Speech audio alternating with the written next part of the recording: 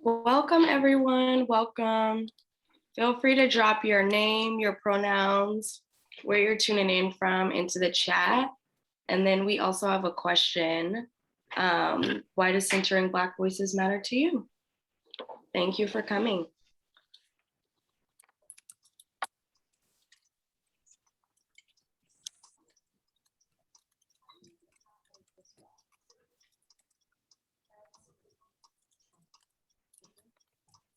Did you make cuts? Those are the cuts you make.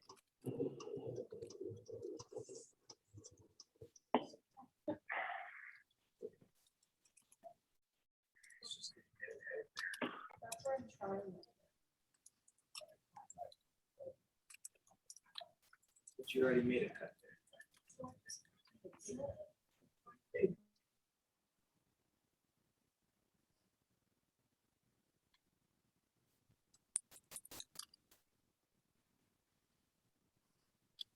Welcome, everyone. We just have people dropping their names in the chat with their pronouns and where they're tuning in from. And then we're also answering, why does centering Black voices matter to you?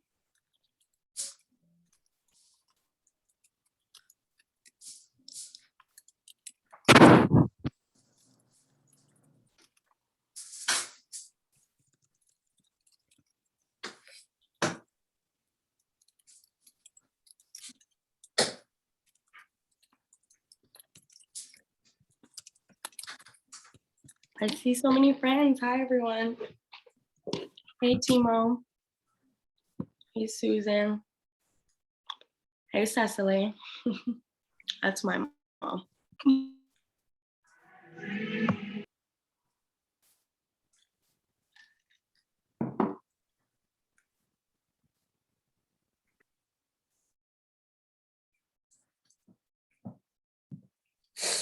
Hey, Amanda.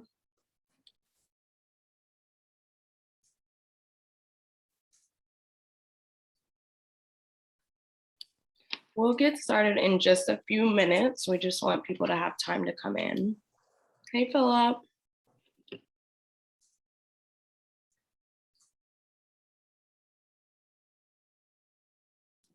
Hello, hello. I knew I'd finally get my buttons to work. How are you guys? Hi, Philip. Hey, Philip. Hi. See you.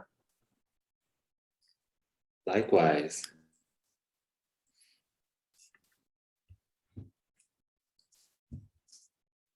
Hey, Philip. Hey, David. How are you? Good, good. How you doing? Good, thanks.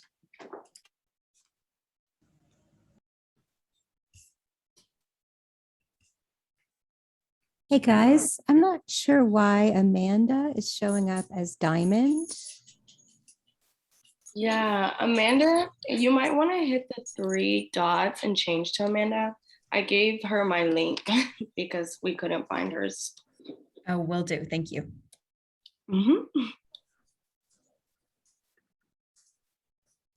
Didn't recognize you without your red hair. I've been getting real casual these days.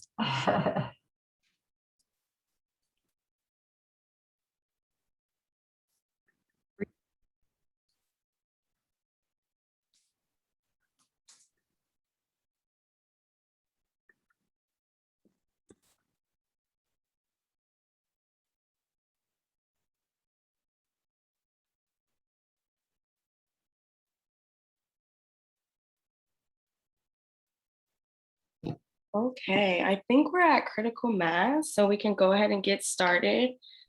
Folks, feel free to keep dropping your names in the chat with your pronouns. If you could also rename yourself before we head to breakout rooms by hitting the 3 dots in the upper right corner and add your pronouns in, that will help move along the conversation. And you can feel free to keep answering why centering Black voices matters to you. But I'm gonna go ahead and kick us off. I'm Diamond Hardiman. My pronouns are she, her, hers, and I am the manager of News Voices Colorado. And I want to thank everyone for joining us this evening. It's so wonderful to be in this space with you all, especially after work hours. You could be anywhere, including your bed. So I'm thankful that you're here with us. But I wanted to thank everyone on behalf of all the collaborators on this report and on this event, including News Voices Colorado, which is a project of Free Press, as well as Colorado Media Project and the Colorado News Collaborative. We're really excited to take this journey to really explore what it will take to make a more just and equitable media system for Black Coloradans. And I want to give a most gracious thank you to our Black Voices Working Group members, who of course helped to create this report and will also be sharing some of their insights with you today. So let's get started. Nikki Giovanni, she said, if now isn't a good time for the truth, I don't see when we'll get to it. As we mentioned in the report, the context of Black voices is critical to understanding the purpose and goals set forth by this working group, and the report that you'll hear a little bit more about later tonight.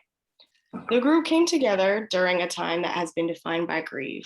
We've been defined by grief because of a global pandemic that's still devastating Black communities. We came together while still mourning the lives of Black people murdered by police. The truth is that this is not the first time that Black people, and Black women in particular, as our panelists, all Black women tonight, have had to show up with one foot in a future that's not yet existent, and one foot in a past that is marred with sorrow, pain, and trauma. This is also not the first time that news media has been here, having a conversation about what can be done better for Black communities. If we take a moment to stretch ourselves back through time, we'll recall that much of what we know or don't know about the other moments in history similar to this is because of journalism and storytelling. What we know about the pain caused, the solutions brought forth, and the labor that is required to transform systems is what was written about it.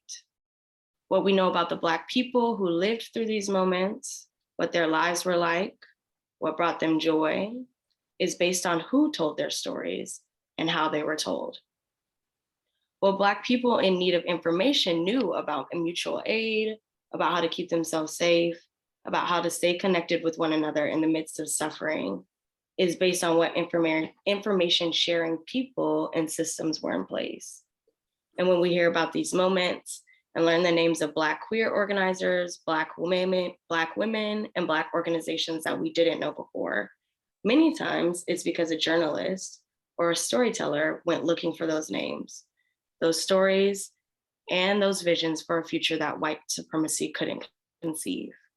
So when you ask me why the time is right now, which is the name of our event and the name of our report, I'll tell you it's because we're late. And I'll tell you that because we've been here before, we know what is required of us now. Black people in Aurora need information about APD now. Black Coloradans need stories that understand the nuance and history of the over-sexualization of Black men and the lack of support for Black survivors now. We need stories about how to resist the highest levels of gentrification in the nation now. So tonight, we're stepping into the right now and preparing for the not yet. You'll hear about the report, hear from some of our Black Voices Working Group members, and we'll discuss the in-depth action steps communities, newsrooms, and funders can collectively take to improve access to news and information that serves Black communities. So who's ready to hear about the report? And so the first slide, if Vanessa, if you could go back to the first slide, it kind of gives us a brief of what's in the report. So it centers Black voices. We put a lot of what we heard in these 3 working group sessions throughout the report. It includes 5 recommendations that have in-depth action steps. It includes examples from Colorado and all over the nation. And it has a list of resources for people who want to learn more. You can hit the next slide. A little bit about the process that we went through. We had 3 working group sessions. So the first one was about information needs. So what are the critical information issues for Black community members and where are their gaps? Session 2 was about how communities share information. So we did community mapping and kind of mapped out the assets and resources that we have to uplift those information needs and those gaps, and also identified where we could activate some of our resources. And then session 3 is what change looks like. And in that session, we did a visioning exercise where a lot of these recommendations came from. We had our working group members think about a headline in the future about Black voices and what it would entail. And that's where we came to where we are, where we want to be. And this report is the steps to get there, partially. You can hit the next slide. So the major themes that the 5 recommendations touch on are engaging with historical context between newsrooms and Black communities, increasing content created for and by Black Coloradans, and creating structures and tools to help Black communities hold media and other institutions accountable. And so now we can get into some of the recommendations. So the first one is about naming and acknowledging harm. So we came to this one because we heard a lot of feedback when we were creating this working group about the ways that local news has harmed Black communities and eroded trust, and how that leads to a hesitancy to collaborate because of that historic mistreatment. And so for there to be any room to build, to foster relationships, and to create reciprocal and trusting relationships, we need to be able to acknowledge this harm, uncover it, and make a commitment to addressing it. You can hit the next slide. So, thank you. So the second slide is about amplifying the voices of Black Coloradans. So in this one, we talked about the lack of representation of Black voices in newsrooms, but we really also talked about how there's no nuance in a lot of these stories. There's super positive or super negative, but it doesn't, in the words of Tina, really get at the stuff of life. And so although there aren't Black voices represented in high numbers in newsrooms, there are a lot of Black people in our communities doing the work to share information. And so this one is really about how we can amplify that work and collaborate with one another so that more people have more access to that information. You can hit the next slide. And so number 3 is about contributing to the growth of a vibrant Colorado press corps, especially with our young Black storytellers and storytellers that work in different areas of media. So this is another one where we're thinking about how there are not that many Black voices represented in newsrooms and in other media spaces. So we're thinking about what it will take to get, in the words of Ammiee, more Black people into high-level positions within media organizations, and how we can create space for youth to shadow people in different fields, including journalism, and really think about that pipeline. You can hit number 4. So number 4 is about building power in Black communities to hold media accountable. This recommendation came out of frustration with the lack of accountability when it comes to creating more equitable local news. So what kind of transparency can we offer? What kind of tools can we use? What kind of systems of feedback and conversation can we create so that Black communities can hold media accountable for their promises to Black communities and have opportunities to speak out and speak with them when they feel as though they've been harmed? And then our last recommendation, number 5, is about dedicating more resources to uncovering and examining things that disproportionately impact Black communities. So as a group of community organizers, journalists, funders, we were thinking about things that make impact and talking about how we push against the status quo. And this one, we understand the crucial role of investigative reporters in that, but also other people that add investigative elements to the media ecosystem and share stories like that. So Tashawn, another working group member who co-wrote a blog with me that went live on Monday, he said that there's a necessity for things like this to be able to call to attention how we can use our resources to fight against the status quo of institutions that are constantly perpetuating oppression in America. So I kind of flew through those slides, but I just wanted to give everyone an overview of what the report is, who made up the report, and what the biggest findings were, because we really want to get in today being able to talk to the people that helped bring it to life and helped make it what it was, and really give you an opportunity to engage with this report and really make it your own. So with that, I'm going to go ahead and pass it over to Tina, and we can go ahead and get started talking with some of our Black Voices Working Group members. Hi all. I'm so glad to see so many familiar names, but also so many new names. And thank you for spending time with us this evening. Thank you, Diamond, very much for leading this project, for opening the door to this conversation, which is a continuation of conversations past, work past. And I really appreciate the Black Voices Working Group members and all the work they've done. Before I do a very quick introduction, is Gloria here? Yeah, I'm here. I'm Okay. here. Hi, Glo. All righty. So we'll drop the more detailed bios. Ellison will drop them into the chat. She is on it. And they're also in the report. But I'll give you a very quick introduction to our 4 panelists. Of course, Diamond is the manager for News Voices Colorado, this project, and she has worked as a tenants' right advocate and an abolitionist, and she is just a dynamic leader. We have Ammiee Brown.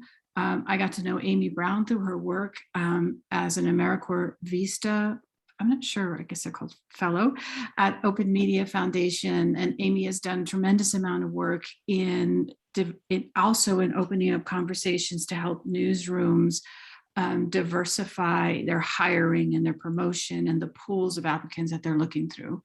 We have Gloria Neal. Many of you know Glo. She was a reporter and a TV personality, anchor, columnist, radio, right, all of it, and a presence around Denver for many years now, working as the Director of Public Affairs for the Mayor's Office. And then Tia Trent. And Tia works for Project Voice as a program facilitator. And I'm just getting to know Tia. I've gotten to know her through this process, but she works with Project Voice. And that's really what the main thing you need to know about her is this commitment to community and to young people and to the role young people have in shaping this conversation. Actually, they're crucial and critical to this conversation. So welcome to all of our panelists, and we'll get this show on the road. I want to start with actually the very first recommendation, which is the acknowledgement of harm. And I'd like for each of you to take this, and I'm curious to know for each of you, what is harm? What does that harm look like to you? And what have its consequences been? And Ammiee, we'll start with you. Yeah. So for me, harm is the misrepresentation of the lives and lived experiences of the Black community. And something that we addressed, I want to say it was in the kickoff of the Black Voices group, was this exact question. And so an example that came to mind and something that I mentioned in that group was an incident that happened in my hometown of Shreveport, Louisiana. And it was of June of this year. So this was a month after George Floyd. And during this time, the nation was mobilizing and protesting against racial injustice as well as police brutality. And so the same was within my city. And this incident where protesters were protesting the removal of a Confederate statue that was housed within the city courthouse. And protesters were predominantly African-American and women. And so they were met with harassment and some allegedly of sexual nature by opposing armed members of a Confederate group. And so police were initially not on site when this initially broke out. And so a local Black gun, I think it was a Black gun group, or I'm sorry, Black, I am so sorry, loss of words.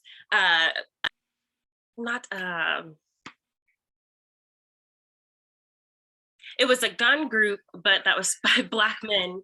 They showed up, I apologize, on site offering protection for these protesters. And so this was not the story that was told of protection. The narrative was changed to one of fear of violence as images, racially charged images of these members of this Black Gun Corps were circulated. And so for me, this misrepresentation of Black lives and their lived experiences only perpetuates this, what's the word? It depreciates, I apologize, the perceived value of Black lives. And that consequence of this is a George Floyd or a Trayvon Martin. Thank you, Ammiee. Who wants to go next? I can go because Ammiee made me think of something very important as she was speaking. So again, around this narrative that gets put out. So we've been doing the March for Black Women Denver for about 3 years now. And the last March, the coverage was just really different and weird, right? Around Black men coming to support us and whether or not they had guns out. And so it really was a disruption, right? To the whole vibe of the march, of what we were trying to represent. And so it got put out that, you know, Black men are here with guns, and that's not what was happening. And so it does harm in that way because, you know, those Black men could be harmed in ways of the George Floyd, you know, Elijah McClain's, right? And so it does harm in those ways when our community is coming together and supporting each other. And then you get this divisiveness from other folks coming in. Glow? Turn my mic on. One of the things I want to really hone in on when you talk about what does harm look like? So harm to me in many ways shows up. I always say this, that, you know, I forget sometimes that I'm Black until somebody reminds me of it. And there's always someone who is non-Black who will remind me. And so harm for me is acting like Black folks are nothing more than dark-skinned white people. We are not the same. Yes, we all have livers and organs and all of these different things that are maybe of a different color, but in that sense, we are like one another. But when it comes to culture and how we have been, some would say deculturalized, but how that shows up in this society, we are very different. Our histories are different. How we comb our hair, the texture of our hair, our skin colors, all of those things, what it takes to protect our skin, all of those things are different. And how that shows up in the workplace is as though, you know, you're the one that's being difficult for even bringing out the differences and saying that you are not like that over there. It's like constantly being from the island of misfit toys, when in fact, you and everything that you bring should be valued for its uniqueness and its difference. And so the manifestation of all of that, specifically me, because I can't speak for everyone. Again, Black folks are not a monolithic group, but when I am in the workplace, that manifestation shows up me being responsible to me and me valuing what I bring to the table. For many others, especially white men, and quite frankly, even some Latino men, in Black men as well, it'll show up as that person is being difficult. That person is being challenging. That person is thinking she is more than. And so it is not just white people. It is the manifestation of many in this place we call America and in the workplace. When we show up, sometimes it is hard to show out, not because you don't have the skills, but because you got to bring it in. You got to contain it. You really have to not dumb it down, but take the shine off so that you don't overshine. And that has been across the board. That is the challenge. That is the harm, because it is a big enough world, a big enough space that everybody brings something unique that they too can showcase without taking the shine off of someone else. That's a secure workplace, but that is not in many cases of what we have. Tia mentioned something that made me think of, she said divisive nature. And I feel like the media does have a divisive nature of what's acceptable and what's not. And if we highlighted more stories of different socioeconomic statuses of Black people that aren't just this perceived idea of what it is to be a successful Black person Right. versus what it looks like for the everyday Black person, if we're highlighting more positive stories that show that, that's another way to uplift and give dignity, but also does harm when we're only showing one side, your football player, your permed hair, Okay. the person that talks like me. Right. Gloria, you had said something about this that Black people are second-rate, dark-skinned white people.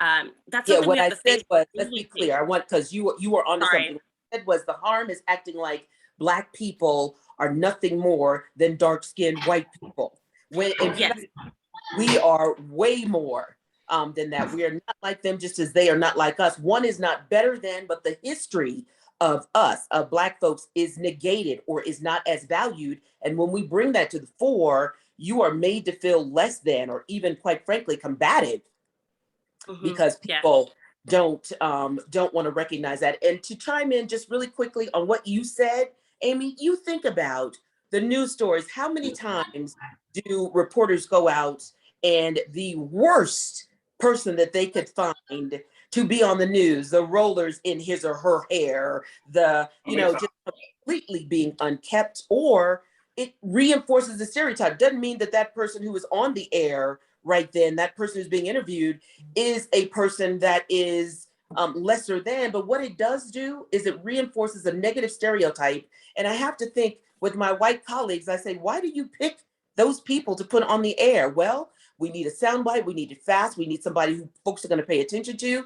Then I say, go, keep going, go and get other people to interview. Don't put that person on the air, understanding, because I won't do it.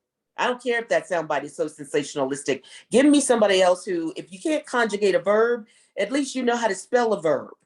Now, that might be a knock against Black people, but I will not help perpetuate those stereotypes to what you speak of. So I want to bring Diamond into this. And Diamond, when we're talking about stereotypes and we're talking about harm, can you talk about how you absorb this, the kind of internalization of these stereotypes? Yeah, we talked about, Tashana and I, in our blog about the kind of impact that that has when it's talking about only presenting certain things. It boxes you in and it causes harm that you have to impact. It boxes in what you think is possible. It boxes in what you think is acceptable. It boxes in our visions for what's possible for the future. When I was thinking about my piece on what harm is, and Gloria kind of brought up sensationalizing things, it made me think of crime stories and crime reporting, and how that is really a victim of that. And I think about how I used to work for a bail project. And at that bail project, what we would do is work with people that we had bailed out of jail to provide aftercare services. So housing, getting them to court, getting rides to court, and things like that. And as a undergrad, I was having to answer questions about the complex St. Louis jail system. I was having to talk to mothers who didn't know where their sons were. I was having to be a housing coordinator. I was having to be a job advocate.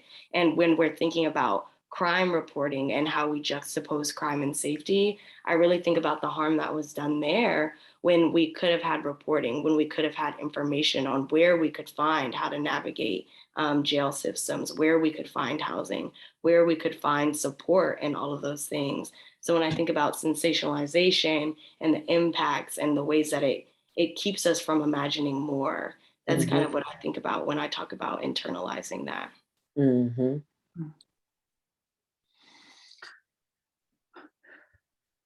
There's so much to unpack there. I do want to, when we're speaking about harm and we're speaking about, I'm thinking about this, I'm thinking about stuff that we talked about in the report about the lack of Black journalists, the lack of Black editors, the lack of understanding of a very distinct history, the fact that we have gone over this ground again and again, that need for education, that need for nuance. And I want to go back, let me find that real quick. I want to go back to something you said in your introduction real quick, Diamond, because I think we should talk about this. You said Black Coloradans need stories that understand the nuance and history of the over-sexualization of Black men and the lack of support for Black survivors now.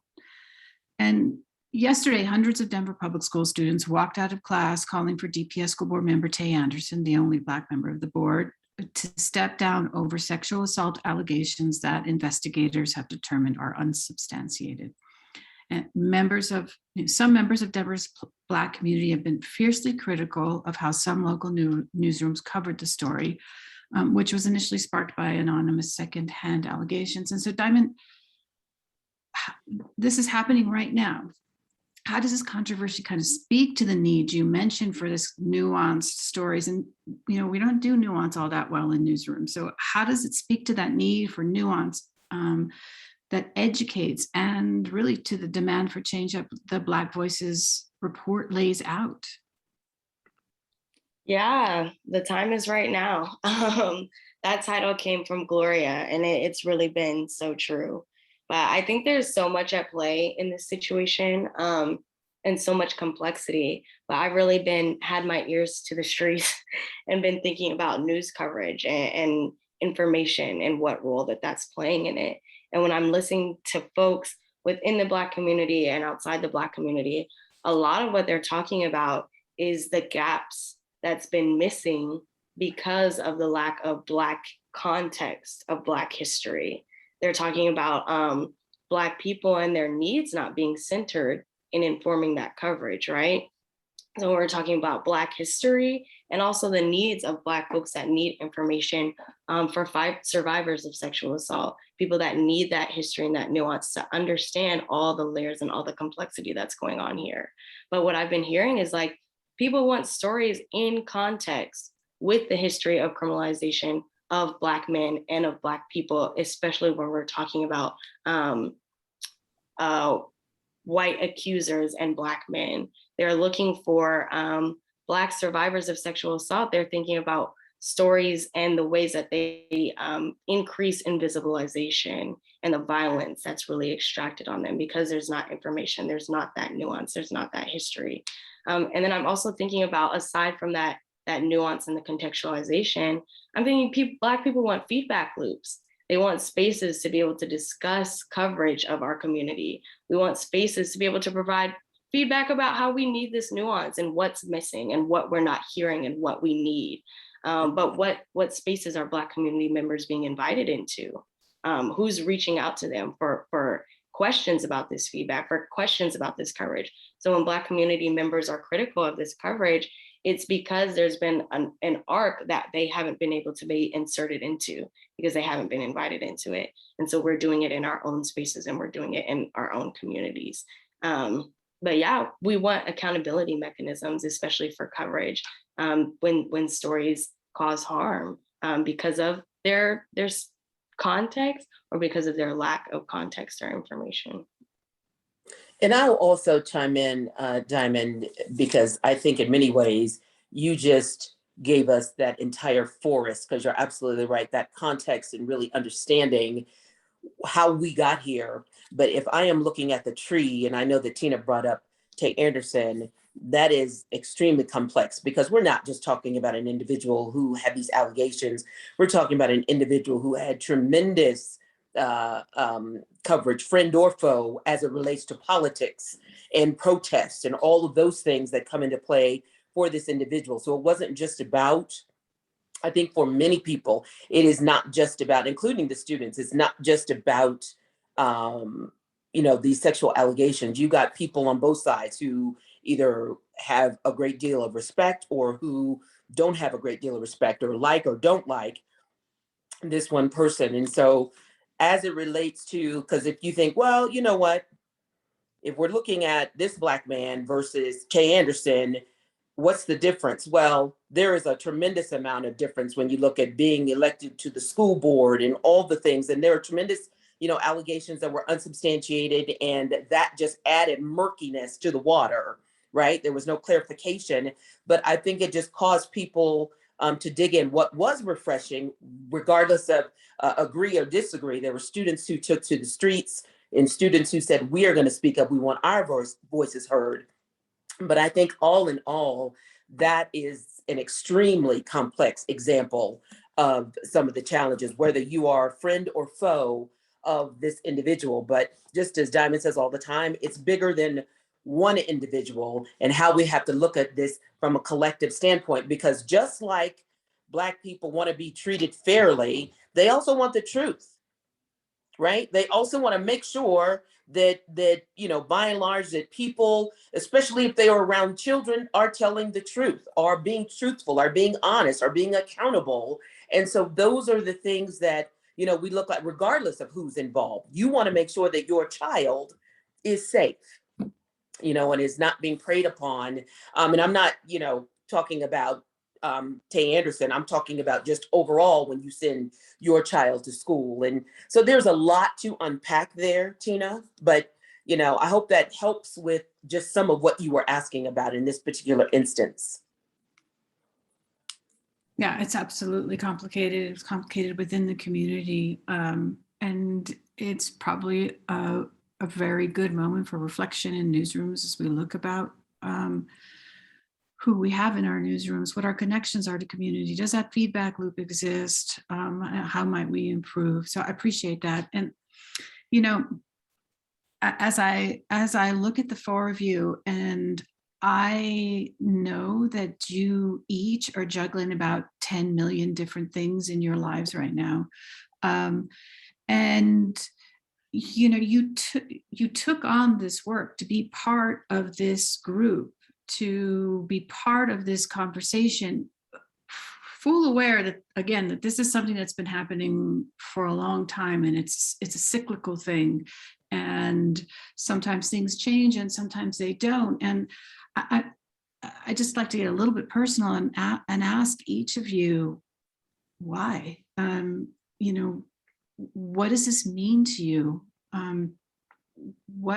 We have a report. I'm hoping this report has a life and it has a heartbeat, and it sends out these ripple effects. But for each of you, what does it mean? Why would you invested time and a lot of emotional energy? So I'll kick it off. When you start talking about where we are in history, I don't ever remember a time seeing white women and white kids and white men with signs that say Black Lives Matter. I don't ever remember a time where we moved the needle, where the death, the murder, the killing of Black men and women and children garnered enough of a, let's stop eating this dinner and let's look at where we are in society. And I don't ever remember a time looking in the mirror thinking, you know what? How are you moving the needle? Yeah, you're busy. Everybody is busy. But do you live on this planet? When your nieces and nephews look at you in 20 years or 15 years, or heck, as fast as they're growing up in 10 years, and say, what did you do? What kind of change did you affect? Did you affect? Did you really step out there? You don't have to do a lot. I always say this, but you got to do something if you want to leave it better than you found it. And it's just that simple. We and this society, I even look at the role that you're playing, Tina. And some people would say, why is what they perceive as a white woman, right? Because I know you, I know better. But what they would perceive, why is she facilitating this group of Black women? And why? We need allies. We need people to buy the brand, to believe it. Black folks have been saying this forever. It's time for white people and Latinos and all of us. If we're on this big blue marble, everybody needs to step up and contribute. And that's why it's important for me.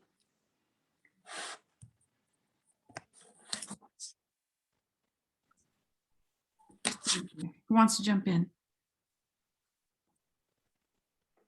All right, I'm going to pick Tia. I would say that this is important to me because we need to leave a legacy, right, for our youth, right? And where do they start, right? So they need some type of guidance, right? Because they're going to be taking over everything, right? It's not us, right? And so if we are able to, set the stage for them to be able to just come in and take over this, that's why it's important to me. because youth are the future, right? This is what we do. We serve the youth so that the youth can learn these things early on. So they're not our age, right? Learning all of these things and then trying to go out and be like, how can I support? How can I help, right? And so that's why I really do it. I look at the different populations of youth that I've worked with in treatment facilities, right, at colleges, at Project Voice. And our youth have so much to bring to this world. And if we can just, get them on that path, then they'll be able to spread their wings and just do whatever is necessary and possible, right? We have lived our lives, right? We can give them what we have, but it's them really that needs to be at the forefront of a lot of these movements, especially around media. This past summer when I worked with youth, they talked about white supremacy. They talked about health in school and how nobody, the teachers, nobody's there to help them, right? They talked about cultural appropriation in hair, right? And the images that they see, and they don't see themselves in these images, right? And so if we're able to just start this blueprint for them, then I think it's going to be perfect because they're the ones that are going to take over for us.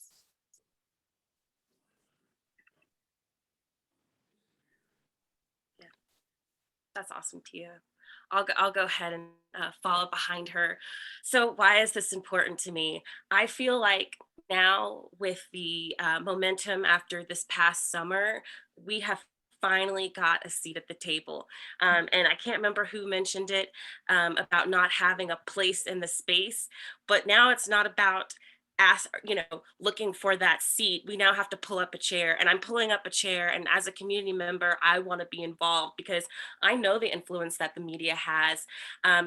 We spoke before this in a prep meeting about how I was personally affected by a reporter, getting fired over because of her hair. And that changed how I decided to present myself by perming my hair.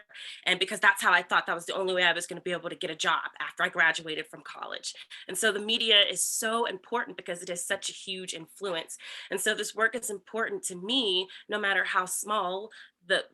My community involvement is just being a part of this group because I know how it's going to turn the needle, and I want Black people to be able to look at themselves and form this trust with the media that their story is going to be told in a dignified way.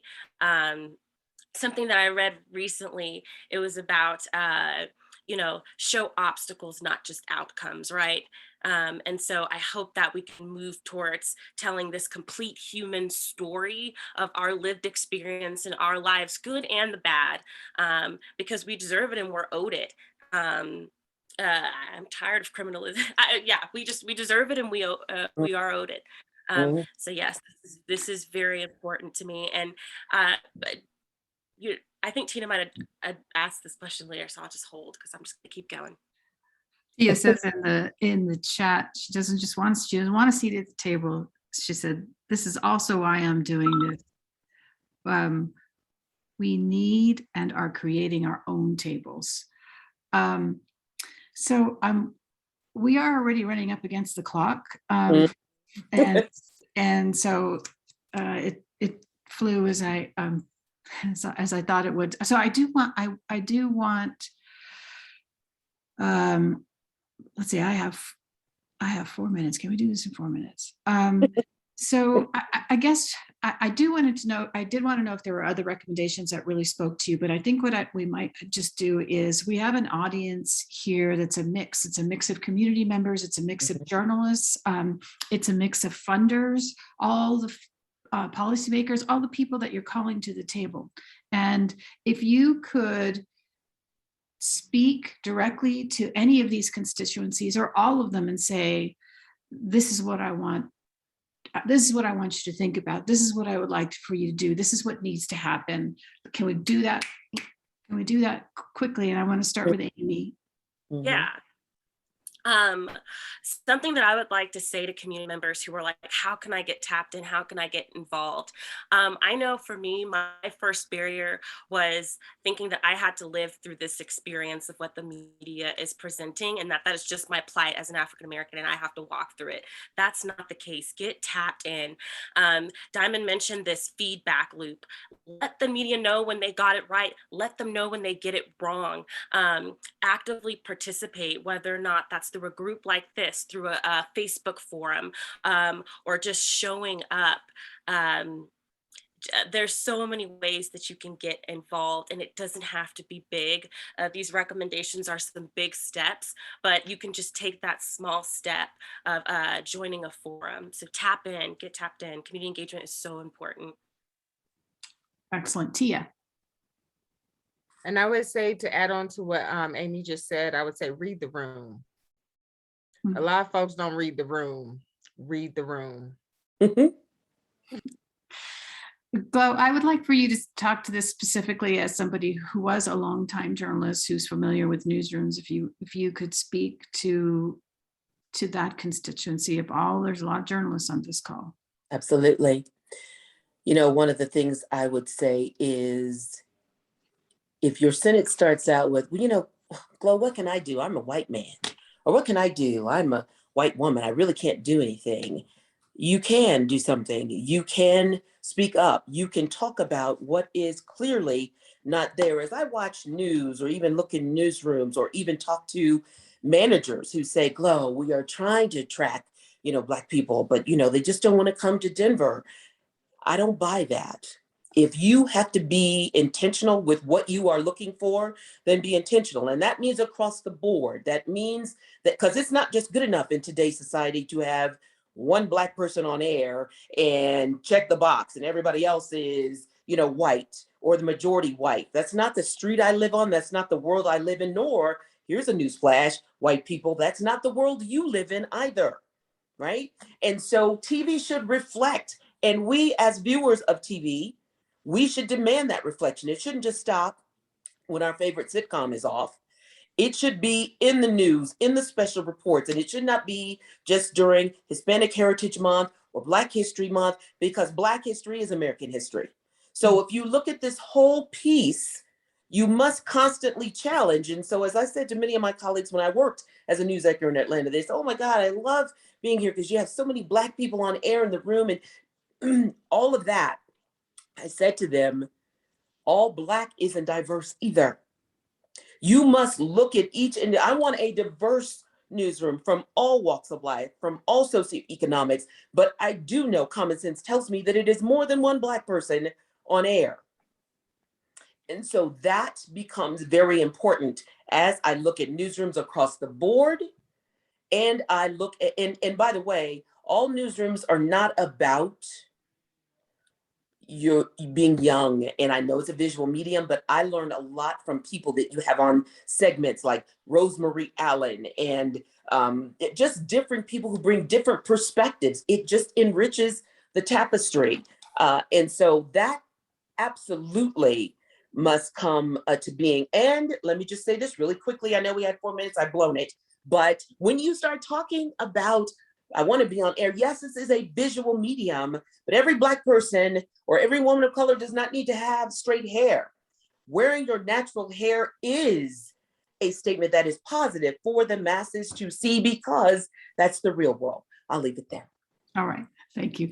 Diamond, you have the last word. Okay, let me see if I can do it in 1 minute.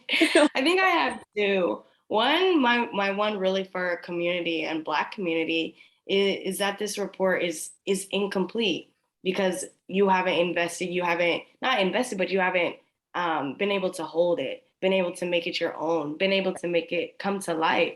Our Black Voices Working Group was small, and we understand that, but we understand that this is just a starting place, and we want it to grow, and we want it to continue to move forward. And I think my call to action for newsrooms and funders is that we've been calling it our Black Voices Report, but in the title, it's a call to action. And in the blog post, it's a demand. And the demand isn't just coming from the Black Voices Working Group members. It's coming from outside. It's coming from Colorado. It's coming from the nation. And demands require action now. So I think that that's my call to people. And demands require redistribution and for people to be bold. This isn't the time to play small or play scared. So I think that that's my call to action for folks. Thank you, Diamond. All right, that's the time that we have for the panel discussion, and we will be taking questions. I'm sorry, I just want to make sure that we've got a clarification here real quick.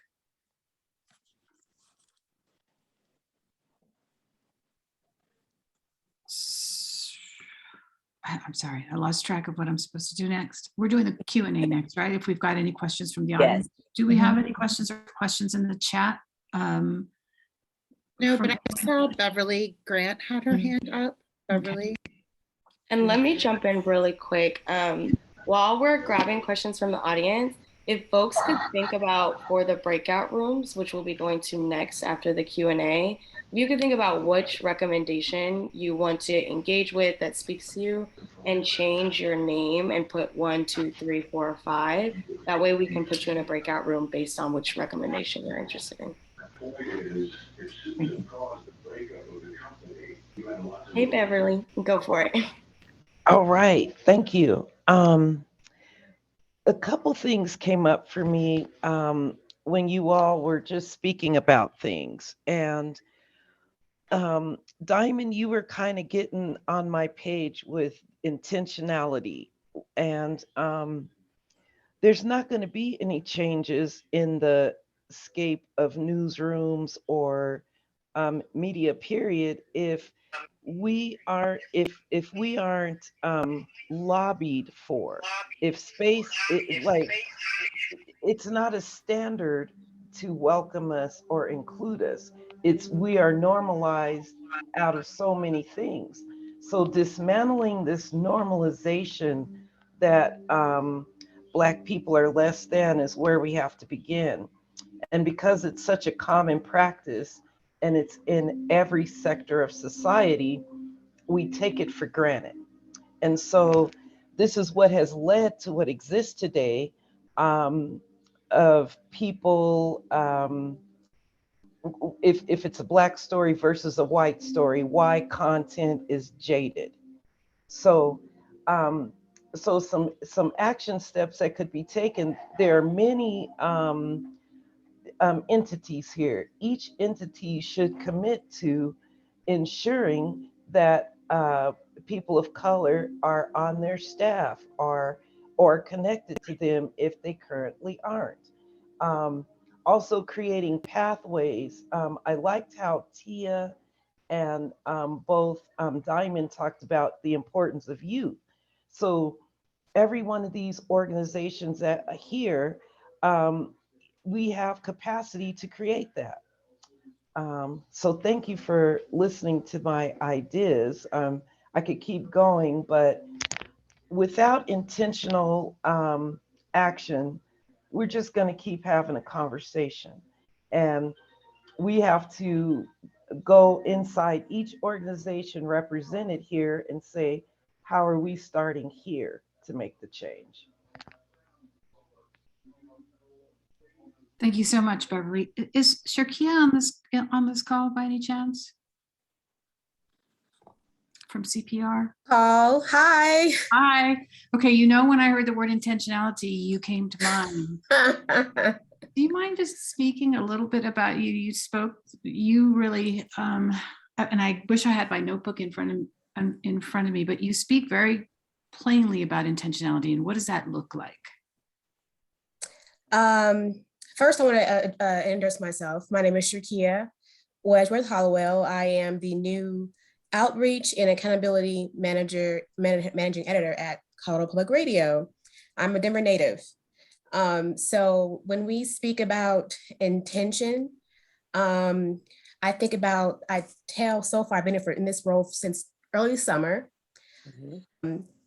And my goals are for our reporters and for editors to be intentional. That means go out of our way to include people who don't look like us, go out of our way to be a part of the community.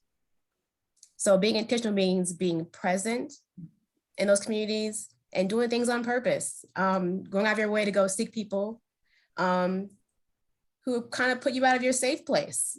So that's where I'm working on those. These are all little baby steps, but I'm enjoying what I'm hearing so far. Good. Glad you're Thank you here. so much. Thank you for being willing to be called upon. We have a question in the chat specifically about the sun, and in its staffing. It's when it started, it was as the questioner says, a very white project, and the question is really about what steps they've taken to become a more diverse newsroom. I can answer that, but I will say that the need for representation and building diversity on staff is not just a Sun problem. It's not just a Sun challenge, and you know, we are becoming much more aware when we speak about representation that we're not just talking about checking the box. We're not just talking about hiring. We are also talking about promotion. We are also talking about retention, all those things that speak to workplace culture. So as far as the Sun goes, the Sun's most recent hires, and I think the newsroom that is probably, in my mind, the newsroom that is actually as intentional as the Sun is being right now is CPR. And Channel 9 is also taking I think some pretty big steps, but the Sun right now, I think, is hired, I don't know, maybe of its last 5 or 6 hires, 4 have been people of color. They're just bringing on a new reporter who is a Black woman. They have several Asian staffers, and they need to get a Latino on there. But to my knowledge, that has not happened. The Sun is very aware of this, of this, and they've done work along those lines, including a summer camp for diverse youth as we talk about some of the pipeline issues. So that's what I know about the Sun. Amanda, I'm sorry, Amanda,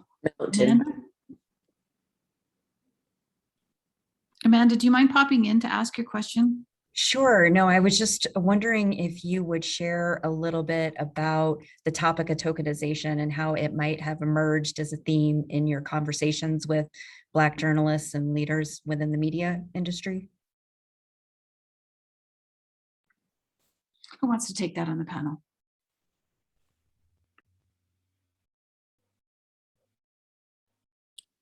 I can take it.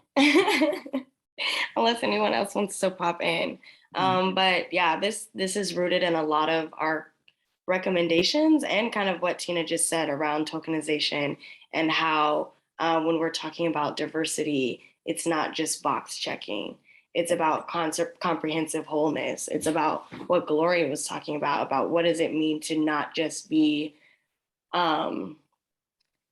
valued in part, but to be able to shine and to be able to given the tools to shine and thrive for your talents, for your specific things that you bring that are different to newsrooms. And so tokenization really has an isolating effect in a lot of spaces that are media adjacent in newsrooms. And it really serves to, like we talked about in the report, flatten Blackness. It doesn't have the nuance, it doesn't have the range to really give people the stories that have the complexity that is Blackness, and that is Blackness in Colorado. So that's kind of my take on it. You know, and I also, that's absolutely right, Diamond. I'll even go even a step further. When you look at how, when you see someone Black who is on air and they are, and you know them personally, and you see what their delivery is, all of these things become very important if there is a difference, right? And I'm not talking about lacking professionalism, that's always across the board, but you can still bring yourself, and that self is very valued. On the flip side, I think, as I tell all of the individuals that I mentor, know your craft. Understand your craft in that if you are on air and don't just be happy to be there. Yes, you are on television. Television is a very powerful medium, but know your craft, know what you're talking about, understand that, be creative, but know what you are doing, because you don't want it said, or even you don't want it believed that you are there just because, well, this is the result of us trying to have this mission statement around DE&I and we're being inclusive, because when that goes bye-bye, then you have to think, oh my gosh, these people are not going to make the cut because they are not good at the craft. So understand the opportunity that you've been given because of the history that we're living, if and in fact that's the case, but you don't want to be a token. You want to be somebody who is worthy to be there based on your skill and your ability to rise up. You don't want to stay in one place. Go ahead. Okay, we have just a couple of minutes, but there's a question in here. Oh, John Ferrugia says tokenism encompasses more than hiring. It can also extend to content, 100%. Vanessa Valle, she asks, what can we do in rural communities with few Black people, but many anti-Black racists? All right, who wants to take that one? I will say it takes courage to be you, but it takes if you're living in a community where speaking up and saying, I want to see more of that, or I want to know more about that story, and it's not the norm, that there could potentially be some backlash. You might be surprised to find that there are other people that may feel like you. I certainly have experienced where you get hate mail into the newsroom from the rural community saying, what is that Black person do? Why doesn't she press her hair? Or why doesn't she? All of those things.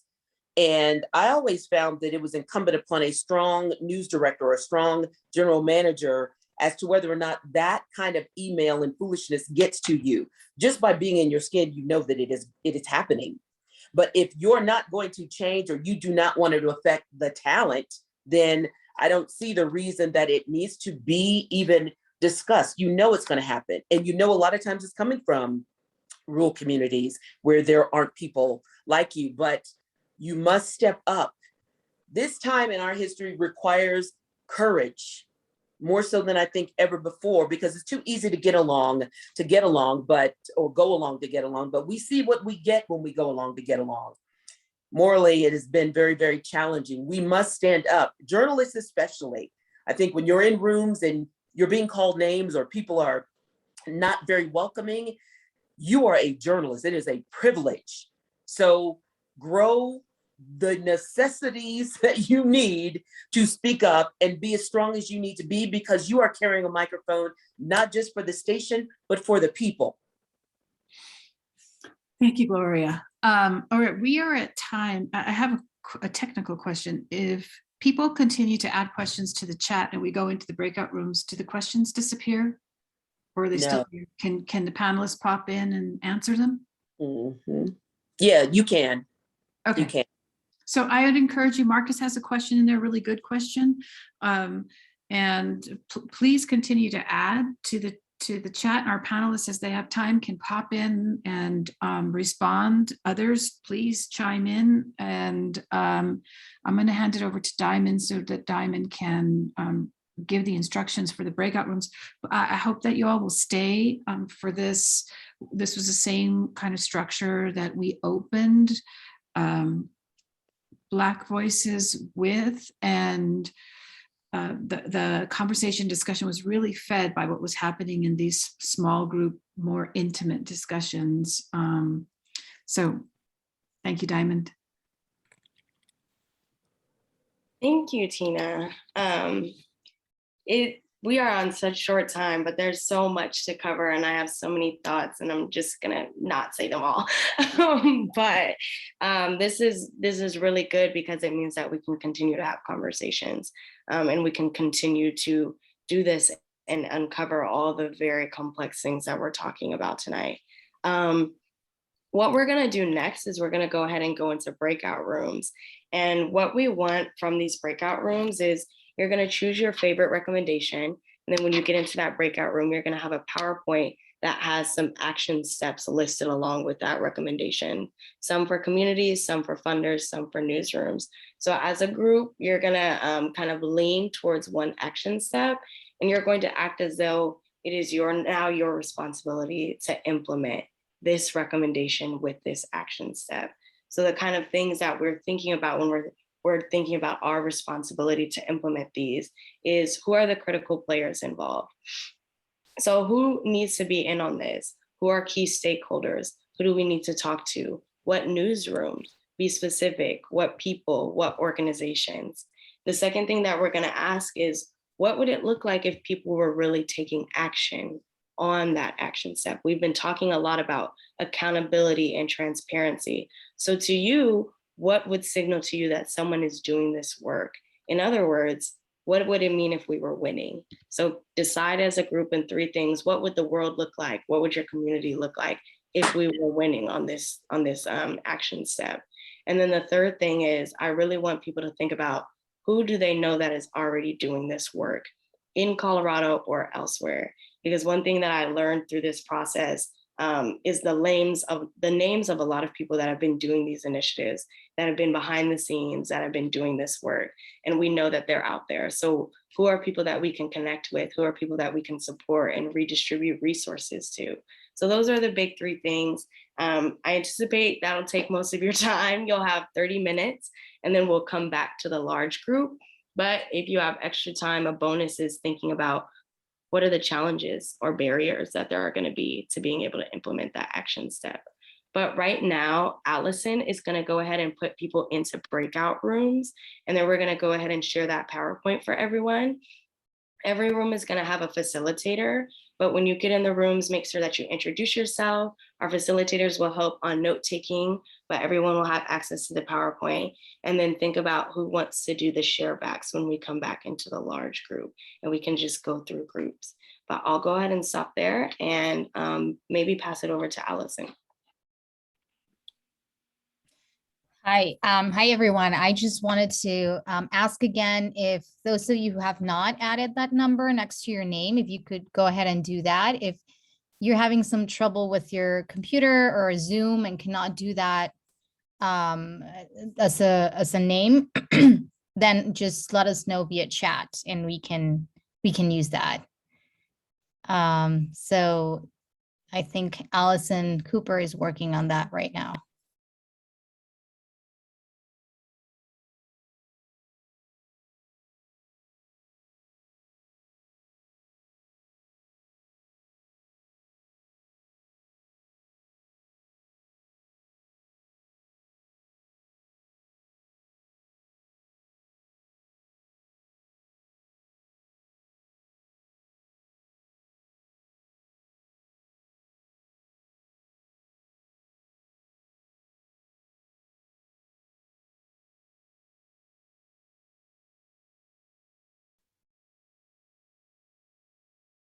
For the few people that are still in this room, if you haven't let us know where you'd like to go, please add it to your number or unmute and let me know so that we can send you to the right rooms.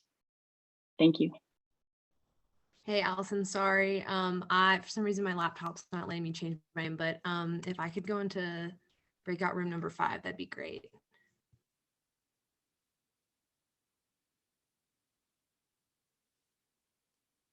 Diamond, I'll just stay here.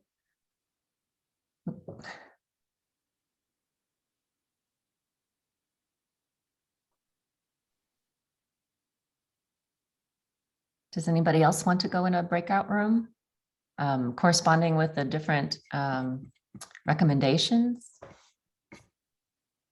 Diamond, should I go into one or stay here? I think Diamond went into one. Tia, you're welcome Oh. to do. If there's one that you would like to join the conversation on, that would be great. We're just going to wait here in the main room. I'm just waiting here in case somebody comes in or needs something. But if you want to join a conversation, that would be great. Let's go to 5. 5. Well, I'm not familiar with the different designations of the rooms. I'd like to go into a room. Okay, Gary, let me put, do you know how to see the chat? Yes. Okay, I'm gonna put it in the chat and you can pick what number you want.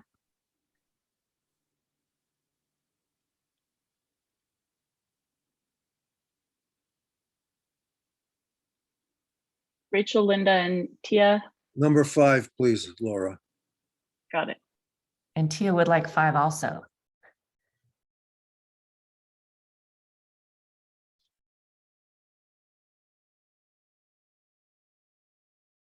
right. If it's okay, Rachel and Linda, I'm going to put you guys in Rec 1 because that is the rec that needs the most people.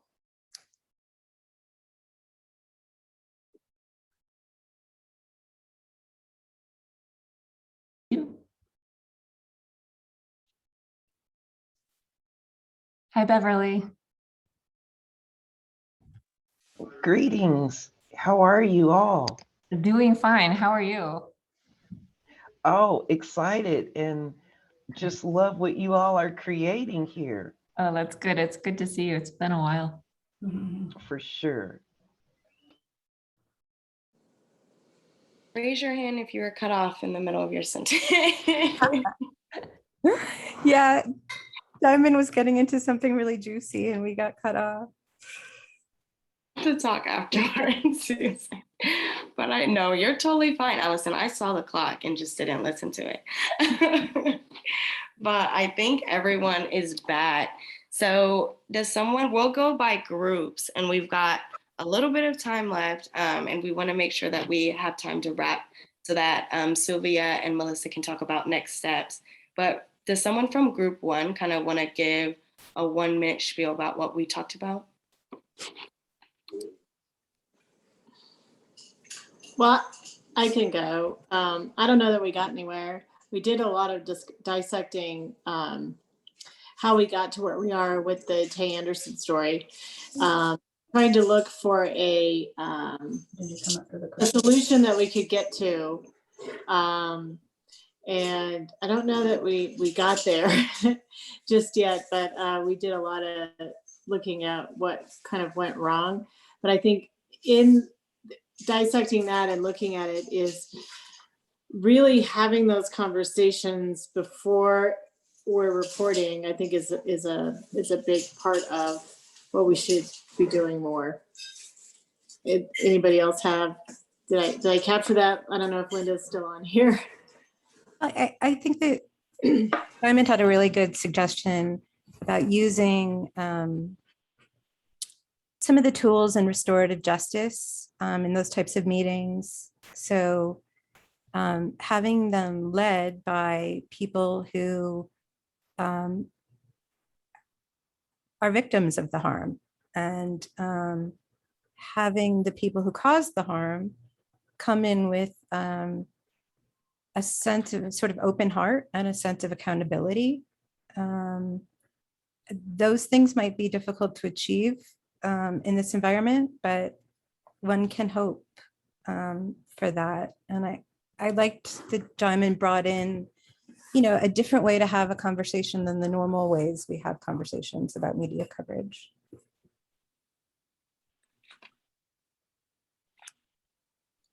Thank you, Susan.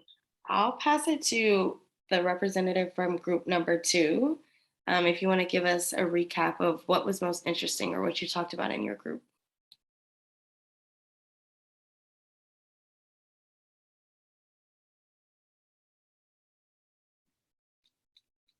I was the note taker, but if anyone else would like to share, feel free. I will go if nobody else wants to.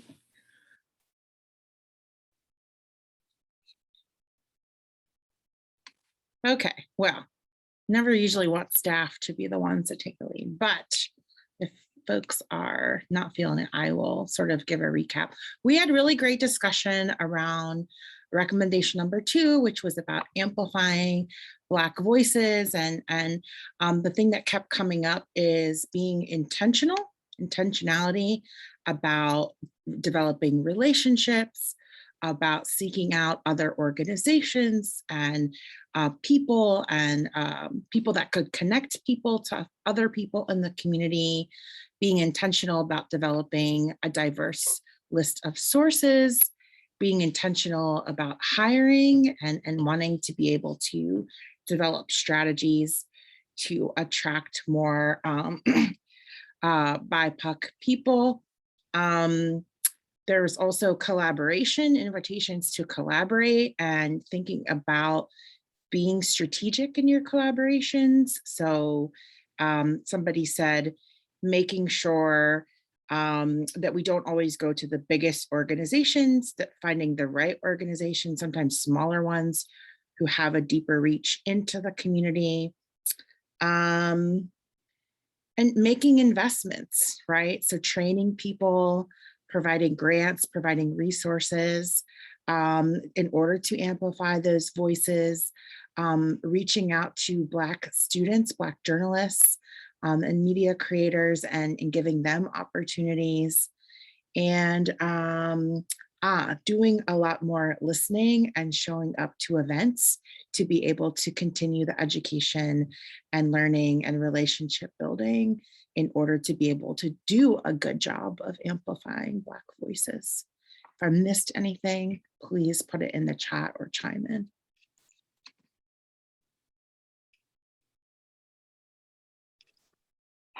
Thank you, Vanessa Maria. So many action steps that we can really just start working on right now, because the time is right now. Number 3, group 3. Do you have any representatives that want to share? Well, I'm reluctantly being tapped, and thank you, Sylvia, for leading us. We did not have any Black participants in our group, so we just first wanted to acknowledge that it was a little awkward for us to be thinking about how to cultivate a Black press corps. We thought that might be telling, that there weren't any Black participants with us. So we just kind of sat with that for a bit. But, we did talk about, the concern of tokenizing and just thinking that you need to get Black interns into the pipeline at these lower levels. And so we really focused on how do we support Black journalists who are in newsrooms? How do we make sure that the culture that's there is supportive of their, professional development and growth? And then also, talking about the, informal storytellers and how do we create more platforms there as well. So we identified, hold on, let me get the list up. We identified some national players that were doing a good job that we could think about how do we partner with them or hook people up with them nationally, like the Ida B. Wells Society has a lot of fellowship and training for journalists and specifically journalists of color to advance them in their careers. Nicole Hannah-Jones and the program at Howard University. The National Association of Black Journalists, which isn't really active here, to my understanding. Diamond, last time we talked about that, but just, and then we talked about the group that, the Journalists of Color group that Tina and others were kind of getting together informally at COLab. Held a lot of promise for, fellowship and kind of building relationships across newsrooms, and also the Trends Equity Reporting Fellowship that Timo was a part of our group, hosted in Boulder, and just the promise for that to be something powerful for us, for maybe COLab or others to put on. So yeah, that is what we talked about. Awesome. Thank you, group 3. Group 4. Who wants to talk for group 4? The group 4 discussion was really led by Beverly and Tish. So I nominate Beverly or Tish.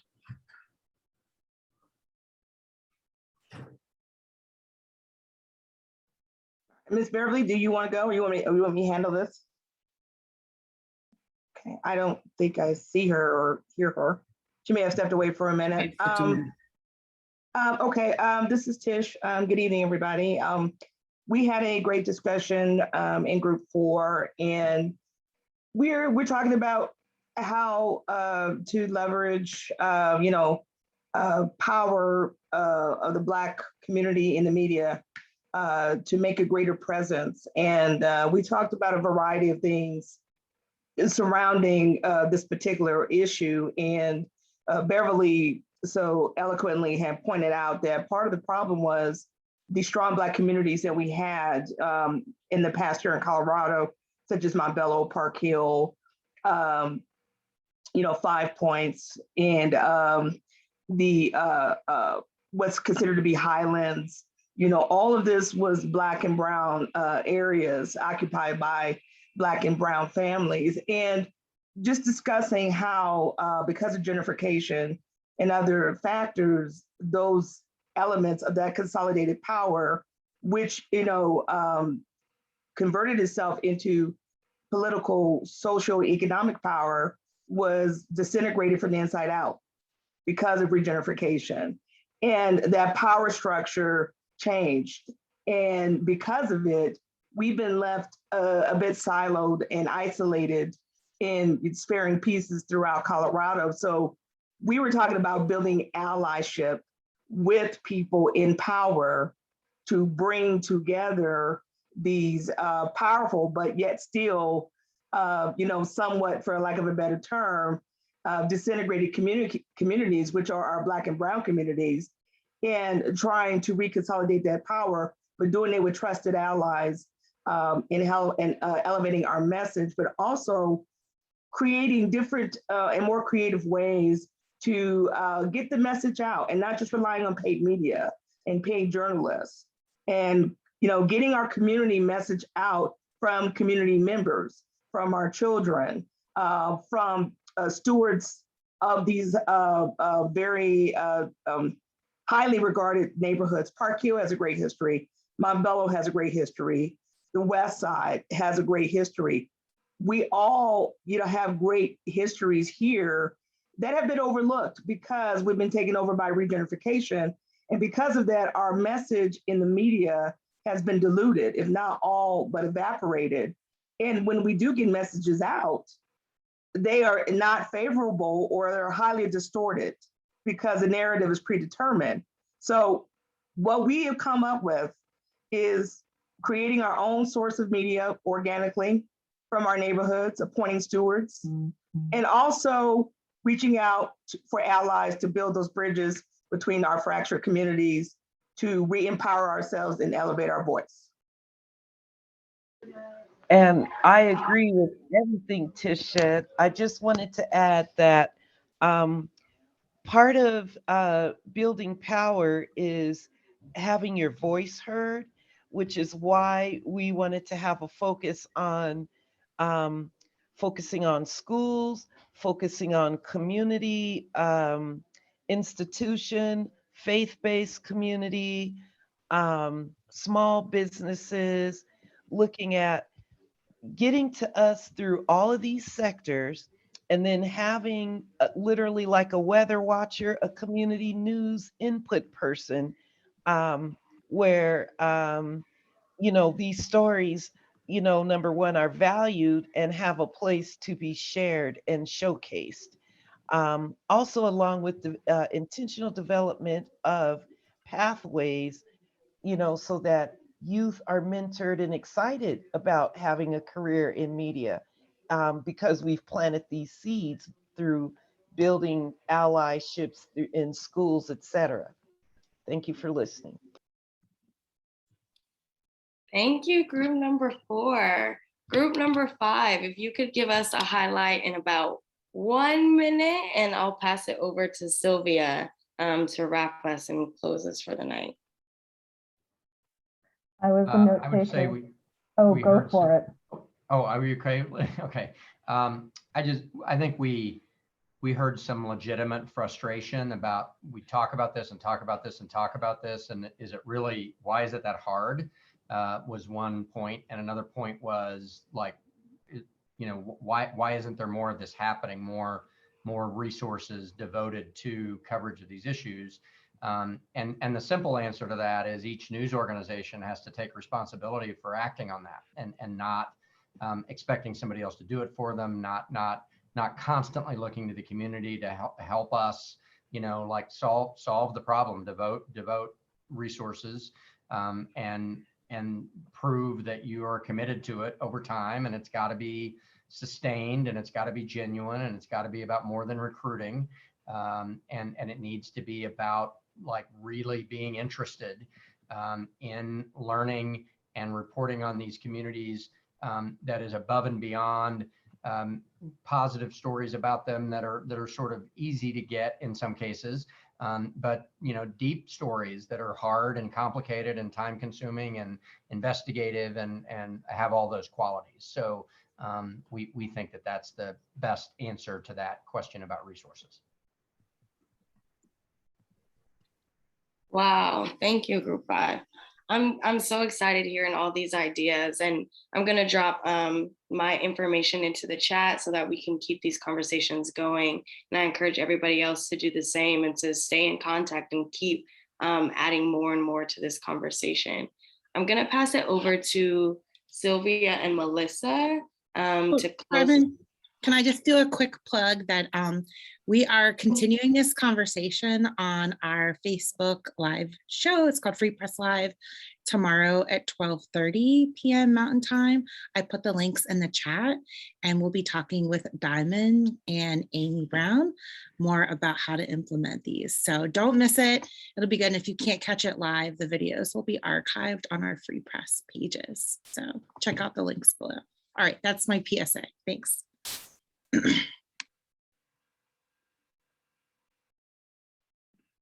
Great. Well, thank you everyone for showing up today. It's been great to be part of this conversation. Just to introduce myself briefly, Sylvia Solis with COLab, one of the organizations that supported Diamond throughout this process for this work. We're going to be doing more events, like Vanessa mentioned, one happening tomorrow. I'm also adding a link for a page on our website, COLab's website, with a list of the other upcoming events throughout this week. So you can tune in and see what's happening, the conversation on social media, and other information about this work. I will also be dropping a link if you want to get more information or are interested in becoming a member of this group and having more active conversations about this in the future. Please use that link. Allison, if you can copy and paste that on the link to sign up. And I will be following up with you personally with more information and next steps. Again, thank you for your time, to all the panelists for being here and sharing some of your experiences and your perspective. Diamond for moderating, facilitating the beginning of this conversation, and Tina too for your guidance around some of those tough questions. If you have any additional questions, feel free to reach out to me. I'm going to add my contact information too. Otherwise, you'll hear more from us coming up in the next few weeks. Thank you again. Melissa, did you want to add anything? Yeah, I'll just share. I just want to echo everything Sylvia said. My name is Melissa Davis. I'm with the Gates Family Foundation. We're a place-based foundation that's been active in Colorado for over 75 years. And we also helped start something called the Colorado Media Project, which is doing a lot of support of the local media ecosystem and kind of helping to support some of the changes and innovations that that we're all talking about. I wanted to just recognize Diamond and say thank you for leading this work. It's just been such a wonderful experience, I think, for all of us, and especially thank you to the Black Voices Working Group for participating. Your time is just so valuable, and we appreciate you stepping up and coming up with these recommendations. And shout out to Philip, who used to work with me at the Colorado Media Project and got some of this work started at the last year in a very important way. So I also want to just kind of whet your appetite and just say that the Colorado Media Project, one of the things we do is pool funds from funders. And part of the exciting thing about this group is that, you know, you do have calls to action for funders and for newsrooms. And we know that takes resources, and that resources are often not distributed equitably. And because of that, one of the things we're doing in conjunction with not just this working group, but also as a result of what we'll hear in the coming months from the Latinx Voices Working Group and future working groups that COLab is planning to host. We're putting together an informed communities fund to have some open opportunity grant opportunities where you know, we leave it to you to put your best ideas forward, and we'll have some funding to get some of these projects started. So thank you to the Colorado Trust and the other funders that contribute to the media project, including Gates Family Foundation, Democracy Fund, Bohemian Foundation, the Colorado Health Foundation. And so look for that. We're targeting maybe about a November open date, but there will be some more if you're on our mailing list. If you're here, you're on our mailing list, and so you'll get information about that. So let those ideas percolate and start thinking with us about the types of things that need to be done to not just have this be one night, but be an ongoing movement. So thank you all again for your time, and I'll hand it, I guess, back to Sylvia maybe, or am I closing it? Thank you, everyone. Have a great night. Bye, everyone. Bye. Thank you. Take care. Thanks all. Email me. I want to talk to everyone. Great job, Tina and Diamond. Thank you so very much. This was great to everyone. Have a good night. Bye, Chloe. Thank you so much. You're welcome. You were fantastic. Bravo, Diamond. Thanks, Bye-bye. Susan. Good job, Diamond. Thanks, Linda. Nice seeing you again. It's good to see you too. Okay, I'm gonna go ahead and close the meeting.